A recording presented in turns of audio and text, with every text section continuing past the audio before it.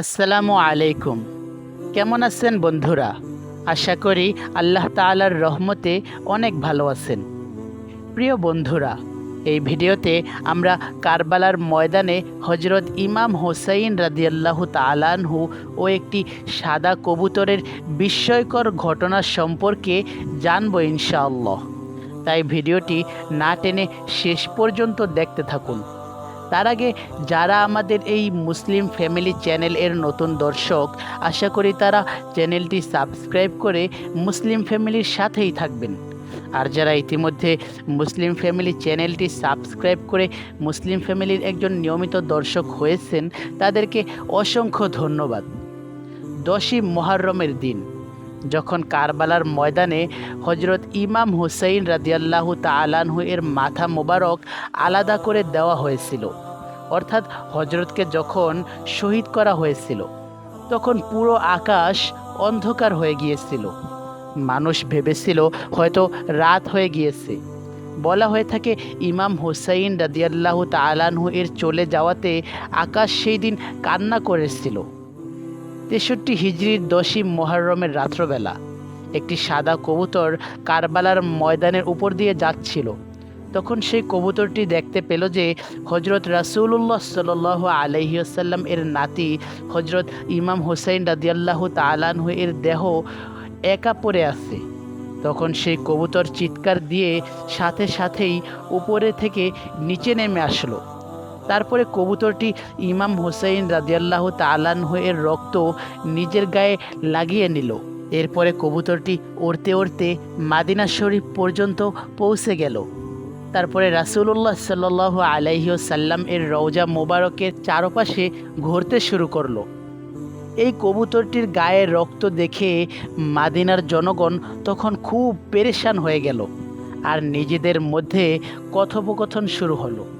আরে, এই কবুতরটির কি হয়েছে? কবুতরটি এমন করছে কেন? এরপরে যখন মাদিনাবাসী হজরত ইমাম হুসাইন রাদিয়াল্লাহু তাআলা আনহু এর শাহাদাতের খবর পেল, তখন মাদিনাবাসী বুঝতে পারল যে এই কবুতরটি ইমাম হুসাইন রাদিয়াল্লাহু তাআলা আনহু এর শাহাদাতের খবর পৌঁছে দেওয়ার জন্য সবার আগে মাদিনায় পৌঁছে গিয়েছে। আর এজন্যেই অনেকে বলে থাকেন পৃথিবীতে যত সাদা রঙের কবুতর আছে তারা এই কবুতরের বংশধর। আর এজন্যই হয়তো আল্লাহ তাআলা সাদা কবুতরের প্রতি মানুষের মোহাব্বত বাড়িয়ে দিয়েছেন।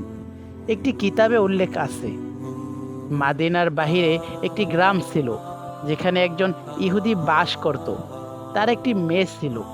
যদিও মেয়েটি খুব সুন্দর ছিল, কিন্তু অনেক অসুস্থ হওয়ার পাশাপাশি মেয়েটি অন্ধ হয়ে গিয়েছিল। তাই ইহুদি মেয়েটির এই অবস্থার কারণে তার প্রতিবেশীরা তাকে খুব ঘৃণা করত। এরপরে যখন সেই ইহুদি তার মেয়েকে অপমানিত হতে দেখল, তখন সে তার মেয়েকে নিয়ে গ্রাম ছেড়ে চলে গেল এবং দূরে গিয়ে একটি বাগিচাতে থাকতে লাগলো।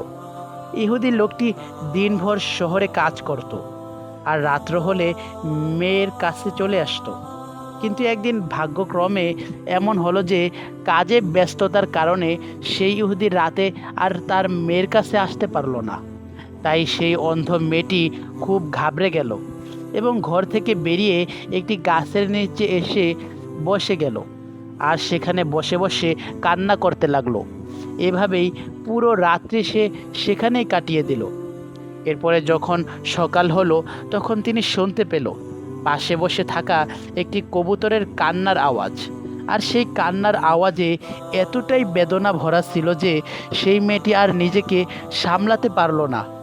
এরপরে মেয়েটি কোনোভাবে গাছটির নিকটে পৌঁছানোর চেষ্টা করলো। যদিও মেয়েটি অন্ধ ছিল, তারপরেও মেয়েটি চোখ তুলে পায়রার দিকে দেখার চেষ্টা করলো। ঠিক তখনই কবুতরের গায়ে লেগে থাকা রক্ত থেকে এক ফোঁটা রক্ত এসে মেয়েটির ডান চোখে পড়ল।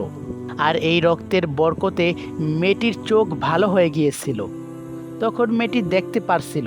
এভাবেই তার দুটি চোখ ভালো হয়ে গিয়েছিল। আর এটি দেখে মেয়েটি নিজে নিজেই অনেক আশ্চর্য হয়ে যাচ্ছিল। যখন সে দেখতে পারছিল, তখন দেখছিল গাছে একটি সাদা কবুতর রক্তে লাল হয়ে আছে। এরপরে মেয়েটি দেখল কবুতরটি থেকে আরেক ফোঁটা রক্ত তার গায়ে এসে পড়ল এবং সাথে সাথেই তিনি রক্তের বরকতে পুরোপুরি সুস্থ হয়ে গেলেন এবং এতটাই সুস্থ হয়ে গেলেন যে তাকে দেখলে মনে হতো সে কখনো অসুস্থই হয়নি। এরপরে মেয়েটি নিজের বাবার সন্ধানে বেরিয়ে গেল। মেয়েটি যখন বাগিচা থেকে বের হচ্ছিল তখন তার বাবা চলে আসলো, কিন্তু সেই ইহুদি নিজের মেয়েকে আর চিনতে পারছিল না। নিজের মেয়েকে চিনতে না পেরে জিজ্ঞেস করলো, তুমি কে আর এখানে কি করছো? আমি আমার এক অন্ধ মেয়েকে এই বাগিচাতে রেখে গিয়েছিলাম, তুমি কি তার সম্পর্কে জানো? কেননা আমি তাকে বাগিচাতে রেখে গিয়েছিলাম, এখন তাকে দেখতে পারছি না। মেয়েটি এই অবস্থা দেখে খুশিতে আত্মহারা হয়ে গেল এবং বলল, বাবা তুমি কি আমাকে চিনতে পারছো না? আমি তোমার সেই অসুস্থ অন্ধ মেয়ে যাকে তুমি এই বাগিচাতে রেখে গিয়েছিলে। এ কথা শুনে ইহুদি খুব খুশি হয়েছিল, এতটাই খুশি হয়েছিল যে নিজের জ্ঞান হারিয়ে ফেলছিল। এরপরে যখন ইহুদির জ্ঞান ফিরল তখন মেয়েটি সব ঘটনা বাবাকে খুলে বলল। এরপরে সেই মেয়েটি তার বাবাকে নিয়ে সেই গাছতলা চলে আসলো যেখানে হজরত ইমাম হোসাইন রাদিয়াল্লাহু তাআলাহু এর রক্তে মাখা কবুতরটি বসেছিল। তখনও সেই কবুতরটি সেখানেই বসে বেদনাদায়ক কান্না করছিল। তখন সেই ইহুদি বলল, হে বরকতময় পাখি, তোমার এই কান্নার পেছনের মূল কারণ কি? আর তোমার গায়ে লেগে থাকে এই মোবারক রক্তই বা কার, যার মধ্যে এত বরকত রয়েছে? কবুতরটি এতটুকুই শুনতে পেল আর পরে আল্লাহ তাআলা কবুতরটির জবান খুলে দিলেন। এরপরে কবুতরটি বলতে লাগলো, হে ব্যক্তি, আমার সাথে অনেক কবুতর বাস করত। আমাদের একটা রুটিন ছিল, আমরা খাবার খোঁজার জন্য সকালে বাড়ি থেকে বের হয়ে যেতাম এবং রাত হলে ঘরে ফিরে আসতাম। এরপরে যখন সন্ধ্যার সময় আমরা বাসায় ফিরতে লাগলাম তখন শুনলাম হজরত ইমাম হোসেন রাদিয়াল্লাহু তাআলাহুকে কারবালার ময়দানে শহীদ করা হয়েছে এবং জালিমরা তার মাথাকে নিয়ে গিয়েছে আর তার দেহ কারবালার ময়দানে পড়ে আছে। এমন সময় আওয়াজ আসলো, হে পাখিরা, তোমরা আরাম করতে যাচ্ছ? এদিকে ইমাম হোসেন রাদিয়াল্লাহু তাআলাহু শহীদ হয়েছেন। এ কথা শুনে আমরা নিচে চলে আসলাম আর আমরা দেখলাম ইমাম হোসেন রাদিয়াল্লাহু তাআলাহু এর দেহ থেকে রক্ত বের হয়ে যাচ্ছে। তাই আমরা সকল পাখিরা ইমাম হোসেন রাদিয়াল্লাহু তাআলাহু এর রক্তের দুঃখে কাঁদতে লাগলাম। আর তার মধ্যে আমি এটি দেখে নিজেকে আর স্থির রাখতে পারলাম না, তাই তার রক্ত নিজের গায়ে মেখে নিলাম আর সেখান থেকে উড়তে উড়তে এখানে চলে আসলাম এবং সাদা পায়রাটি বলতে লাগলো, এটি সেই মোবারক রক্ত যেটি আমার গা থেকে ঝরিয়ে পড়ছে।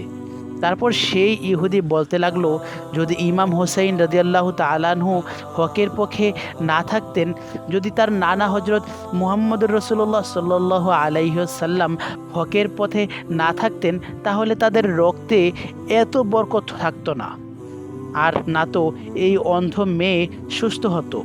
এরপরে সেই ইহুদি বলতে লাগলো, হজরত মুহাম্মদুর রাসূলুল্লাহ সাল্লাল্লাহু আলাইহি ওয়াসাল্লাম সত্য, তার দ্বীনও সত্য। তারপরে সেই ইহুদি সেখানেই তার মেয়েকে নিয়ে কালেমা পড়ে মুসলিম হয়ে গেল। সুবহানাল্লাহ। তারপরে কেউ যখন তাকে মুসলিম হওয়ার ব্যাপার জিজ্ঞেস করত তখন তিনি এই ঘটনাটি বিস্তারিত বর্ণনা করত।